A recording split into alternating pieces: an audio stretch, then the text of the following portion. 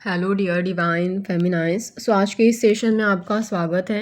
ये जो सेशन है वो यहाँ पर किसी ने मुझे कमेंट किया था कि उनके जो डीएम हैं वो काफ़ी ज़्यादा ओवर सेक्सुअल बिहेवियर दिखाते हैं, उन्हें बस सेक्सुअल रिलेशनशिप ही बनाकर रखनी है।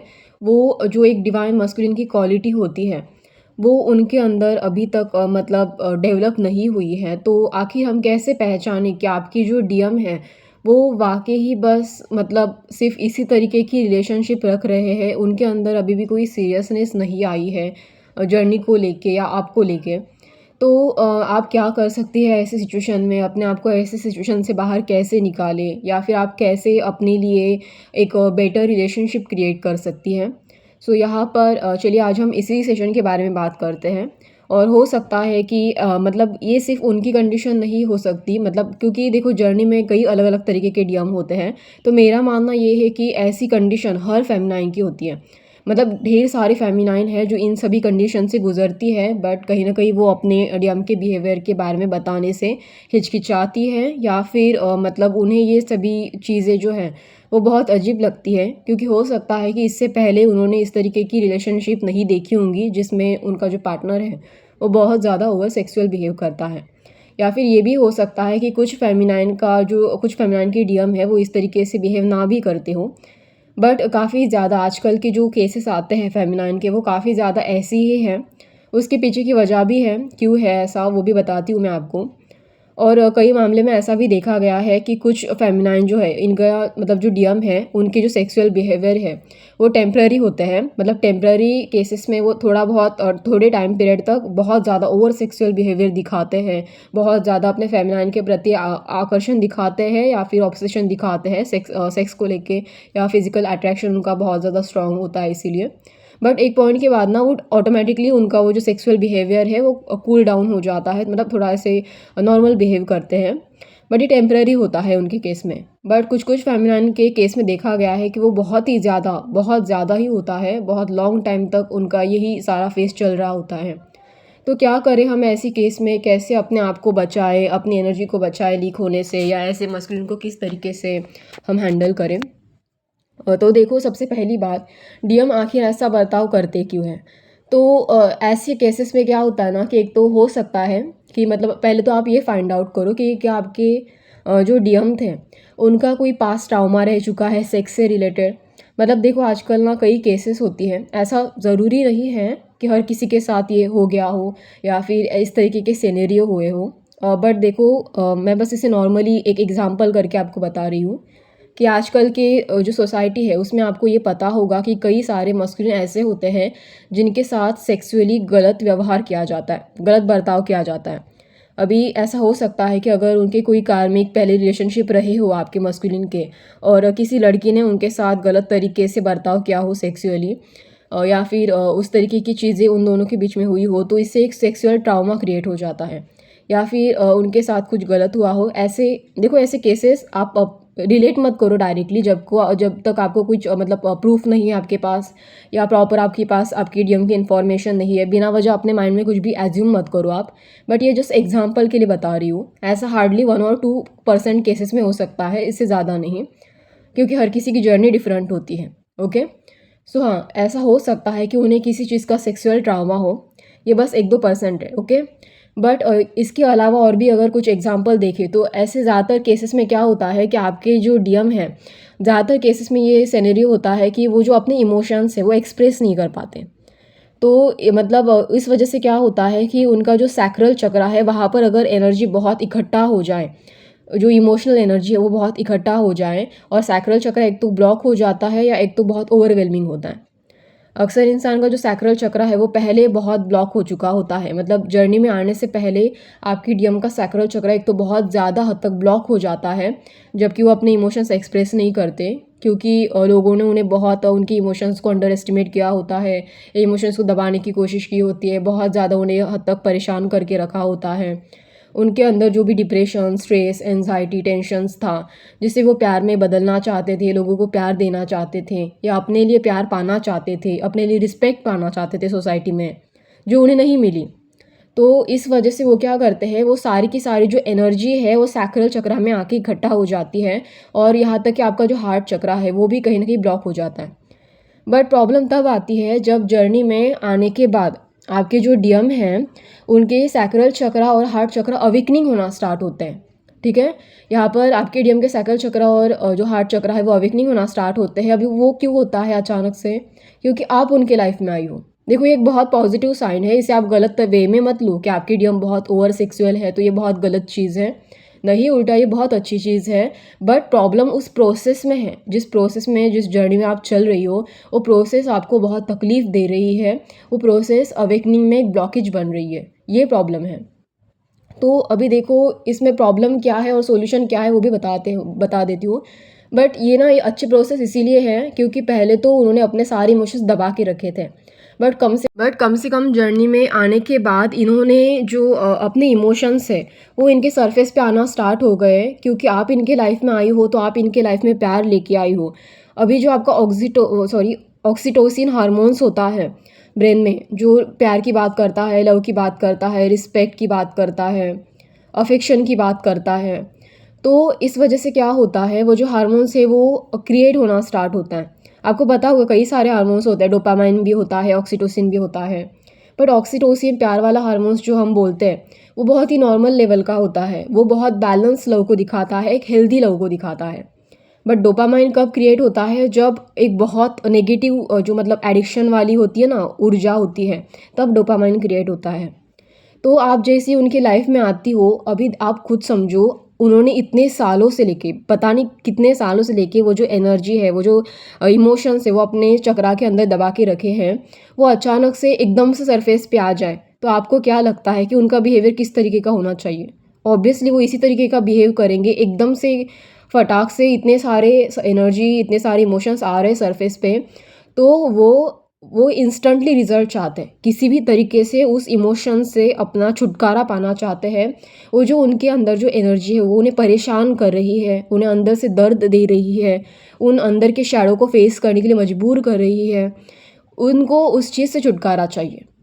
ठीक है, तो एक तो ऐसे मस्कुलिन जो होते हैं जिन्होंने अपने एनर्जी को नहीं झेल पाए, अपने इमोशंस को बैलेंस नहीं कर पाए, तो ऐसे केस में वो तो एडिक्शन का शिकार हो जाते हैं। ठीक है, और बहुत ज़्यादा अगर एडिक्शन लेते हो, मतलब अल्कोहल, सिगरेट, स्मोक, गुटखा, व्हाटएवर जो भी है, बहुत ज़्यादा एडिक्शन अगर ये करते हैं तो इनकी जो चक्रास है, सैक्रल चक्रा, जो प्राणा ऊर्जा को वो ख़राब कर देती है, ये सारी टॉक्सिक चीज़ें, ये टॉक्सिक सब्सटेंस। तो इस वजह से उनकी जो प्राणा एनर्जी है जो सैक्रल चक्रा के यहाँ पर ही होती है, तो वो सेक्सुअल चीज़ों को और बढ़ा देती है। इस वजह से बार बार जो डीएम होते हैं वो अपने फेमिनाइन के तरफ आने के बाद उनसे रिस्पेक्ट नहीं करते, या फिर उनसे रिस्पेक्ट, इमोशनल केयर या फिर जो अफेक्शन होता है उसकी डिमांड नहीं करते। वो तुरंत से डायरेक्टली सेक्स के ऊपर ही जाना चाहते हैं, क्योंकि उससे उन्हें ऐसा लगता है कि उससे उन्हें इंस्टेंटली छुटकारा मिल जाएगा इस एनर्जी से। ठीक है, और अगर आप ऐसा गलती से भी उनके साथ ऐसा कुछ इंटीमेट एक्ट करते हो तो वो तुरंत से रनर फेस में चले जाते हैं, क्योंकि उन्हें वो जो छुटकारा चाहिए था अपने इमोशन से, ओके, अपने इमोशन से, अपनी एनर्जी से, वो आप अगर उनके साथ इंटीमेट सीन करते हो तो वहाँ से वो एनर्जी आपकी तरफ चली जाती है, मतलब आपको प्रॉब्लम हो जाती है, आपकी एनर्जी लीक हो जाती है, और उनको अच्छा तो लगता है थोड़ी देर के लिए, बट वो फिर से आपसे भागना स्टार्ट कर देते हैं। क्यों? क्योंकि उन्हें कहीं न कहीं अपने अंदर एक गिल्ट भी होता है, पास्ट ट्रॉमा से लेकर अगर कुछ हुआ है तो वो गिल्ट वाला फेस उन्हें फिर से सताने लगता है, या उन्हें लगता है कि अभी बस मेरा काम हो गया, अभी मैं थोड़ी देर के लिए शांत हूँ। वो एक्चुअली ये सारी चीज़ें हैं जो सेक्सुअल थिंग्स हैं, वो बार-बार भी नहीं करना चाहते, क्योंकि उन्हें अंदर से वो चीज़ें बार-बार कहीं न कहीं परेशान भी कर रही होती है। इसलिए एक पॉइंट पे वो ख़त्म कर दें, फिर से रनर फ़ेज़ में चले जाते हैं, और फिर से उन्हें वो चीज़ें सरफ़ेस पे आकर सताने लग गई, तो फिर से आपके पास चले आते हैं। तो इस तरीके की चीज़ें होती हैं। तो आपको सिंपली क्या करना है, आपको स्टैंड लेना है अपने लिए। जैसे एक आम लड़की लेती है, ठीक है? आपकी डीएम है, वो कोई भगवान नहीं है, आपको स्टैंड लेना पड़ेगा अपने लिए, तभी जाकर आपकी डीएम की अवेकनिंग होती है। तो आपको स्टैंड लेना पड़ेगा और उनको बताना पड़ेगा कि देखो भाई, मुझे अपने लिए एक स्टेबल लड़का चाहिए जो फाइनेंशियली स्टेबल हो, जो जिसके रिलेशनशिप को देखने का एक जो नज़रिया है वो हेल्दी नज़रिया हो, उसको मेरे लिए इमोशनल केयर हो, वो मुझे सपोर्ट करना चाहता हो, या मुझे लाइफ टाइम अपने साथ रखना चाहता हो, जो सिर्फ सेक्स की बातें करके मुझे छोड़ दे, या फिर मेरे लाइफ का मजाक बना के रख दे। मैं कोई एंटरटेनमेंट करने वाली चीज़ नहीं हूँ। अगर तुम्हें ऐसी पचकानी चीज़ें करनी तो तुम किसी और लड़की के पास चले जाओ, मैं उस टाइप की लड़की नहीं हूँ। तो आपको सीधे सीधे अपने लिए स्टैंड लेके ये उनके मुंह पे बोल के दिखाना है। अगर ज़रूरत पड़े तो आप ये भी कर दो। आपके डीएम कहीं भागे नहीं जा रहे हैं, वो फिर से आपके पास ही वापस लौट के आ जाएंगे, मैं गारंटी दे के कहती हूँ। और वो इस चीज़ को पूरी तरीके से रियलाइज़ करेंगे कि क्या वाकई ही वो सही थे, जो वो कर रहे थे वो सही थे। तो वहाँ पर वो सारी चीज़ों को समझेंगे और जैसे ही उन्हें रियलाइजेशन आएगा कि वो आपके बिना नहीं रह सकते, भले ही सेक्स हो या ना हो, तभी जाकर वो आपकी तरफ आएंगे। ठीक है, जब उन्हें रियलाइजेशन होगा कि उन्हें सेक्स की नहीं प्यार की ज़रूरत थी, इमोशंस की ज़रूरत थी, जो इमोशंस वो कब से दबा के बैठे थे। उस इमोशंस को एक्सप्रेस करने के कई अलग अलग तरीके होते हैं। किसी की केयर करके होता है, किसी को रिस्पेक्ट दे के होता है, किसी के लिए एक्शन लेके, किसी के लिए स्टैंड लेके, किसी की रिस्पॉन्सिबिलिटी लेके, किसी को हमेशा अपने साथ रख के, किसी को अपने इमोशंस बता के। कई तरीके होते हैं इमोशंस एक्सप्रेस करने के। कई क्रिएटिविटी पर अपने इमोशंस एक्सप्रेस करते कुछ लोग। तो इस तरीके के हेल्दी इमोशनल एक्सप्रेशन उनके अंदर डेवलप होना स्टार्ट होता है। बट जब तक आप अपने लिए स्टैंड नहीं लोगे तब तक आपका डीएम अवेकनिंग नहीं होता, और वो बार बार इसी तरीके की पचकानी हरकतें करके आपको भी परेशान करता है और ख़ुद भी अवेकनिंग नहीं होता। तो आई होप आपको ये समझ में आए।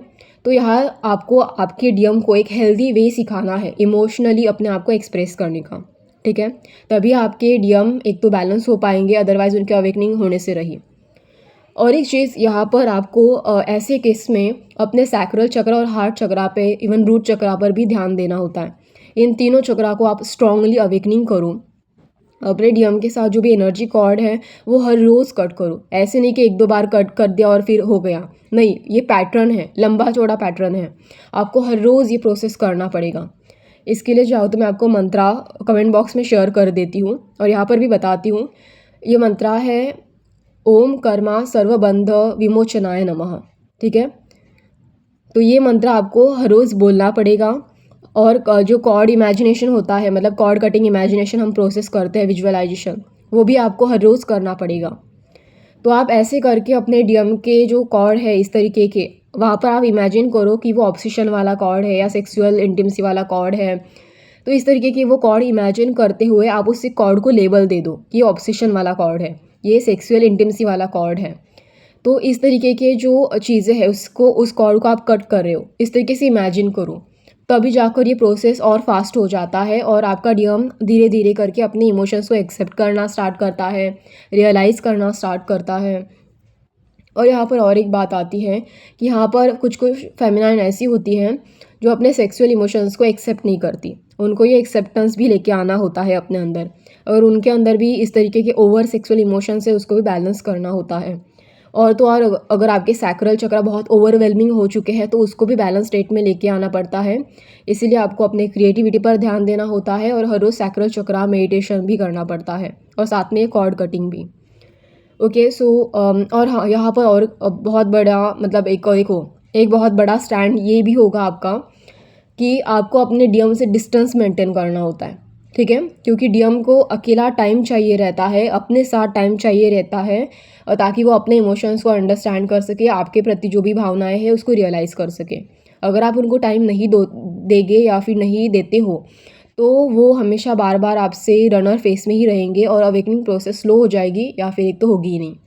तो इसलिए आप उनको जितना स्पेस चाहिए उतना स्पेस दो, और तब तक आप इस साइड में, मतलब अपनी साइड में अपनी जो हीलिंग प्रोसेस है उसको चलाए रखो, अपना इनर वर्क चलाए रखो, अपना इनर वर्क हमेशा किया करो। ठीक है, अपने ऊपर ध्यान दिया करो, सेल्फ केयर किया करो। और जर्नल हो सके तो आपकी जर्नल उठा लो और वहाँ पर आप अपने डीएम से क्या क्या चाहती हो, आपको अपना डीएम किस तरीके से चाहिए, किस बैलेंस वे में चाहिए, ये सब कुछ आप राइट डाउन करो। चाहे उसको लंबा चौड़ा पैराग्राफ में आपको राइट डाउन करने की ज़रूरत पड़ रही है तो फिर भी कर दो। ठीक है, और एक चीज़, यहाँ पर आपका डीएम किस तरीके की गलतियाँ कर रहा है वो भी मेंशन कर दो उस जर्नल में। ठीक है, सो इससे आपको थोड़ा कॉन्शियसनेस जो है, आपके माइंड में जो कचरा भरा पड़ा है और आप बार बार उसी चीज़ों के बारे में सोच रही हो, तो उस चीज़ का जो नेगेटिव चीज़ों के ऊपर जो आपका फोकस है वो थोड़ा सा हट के अपने ऊपर आ जाता है। तो ये जर्नलिंग की प्रैक्टिस करना मत भूलना। ठीक है, सो आई होप आपको ये सेशन अच्छा लगे। अगर अच्छा लगे तो मुझे लाइक शेयर सब्सक्राइब ज़रूर से कर देना। और इसके अलावा भी आपके कुछ पर्सनल इश्यूज़ है या फिर आपको अदर किसी चीज़ के लिए हेल्प चाहिए, या इसके अलावा भी आपने अपने डीएम के अंदर कुछ पैटर्न नोटिस किए हैं तो आप मुझे कमेंट बॉक्स में ज़रूर से शेयर कर सकती हो। धन्यवाद।